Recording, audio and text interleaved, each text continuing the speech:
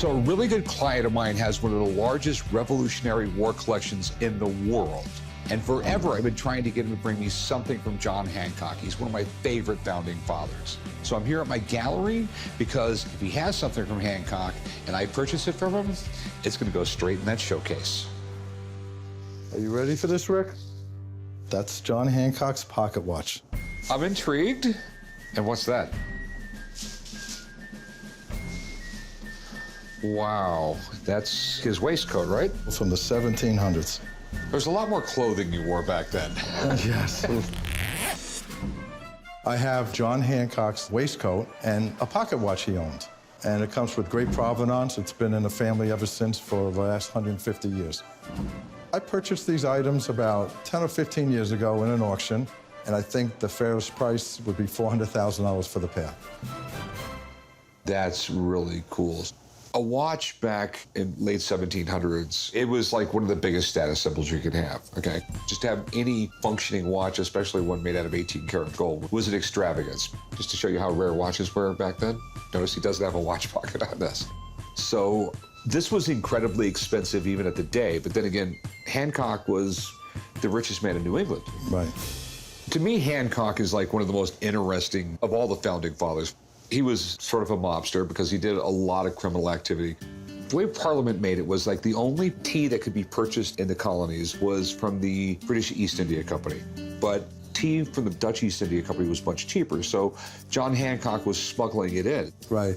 And Hancock's revolutionary activities made him a target for British agents. It's always amazed me. These were all really wealthy men with great lives, and they risked everything. They risked everything. Because the revolution didn't turn out the way it would, they would have all been hung. Yep. So what's that right there? Well, this is a letter from the family authenticating where the watch was handed down through family members.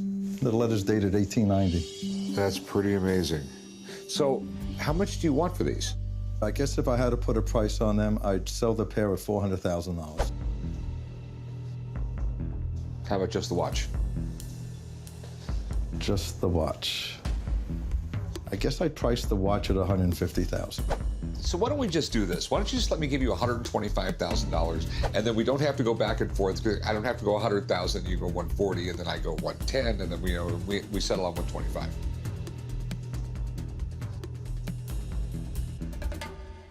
You have a deal. Thanks. Let me take you out to dinner. We'll do all the paperwork tomorrow. I'll have my staff put all the stuff in the vault for us. Sounds great. All right, I'm happy for you. Let's go. That is amazing. $125,000 I thought was a fair price for the pocket watch. The waistcoat's going to come back home with me in my collection, and I'll probably loan it to one of the other museums that need it. The story of the Boston Tea Party is told far and wide. What many people don't know is the mastermind behind the Boston Tea Party, John Hancock, the guy we assume was the first person to sign the Declaration of Independence. John Hancock is talked about historically with reverence, but in actuality, he was the colony's biggest smuggler.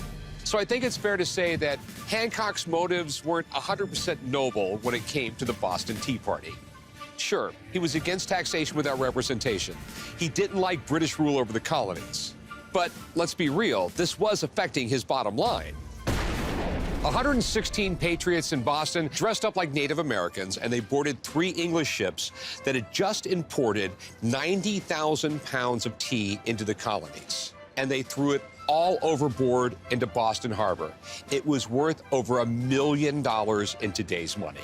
Hancock was definitely on the British radar for sure, but in the end, he definitely got the last laugh.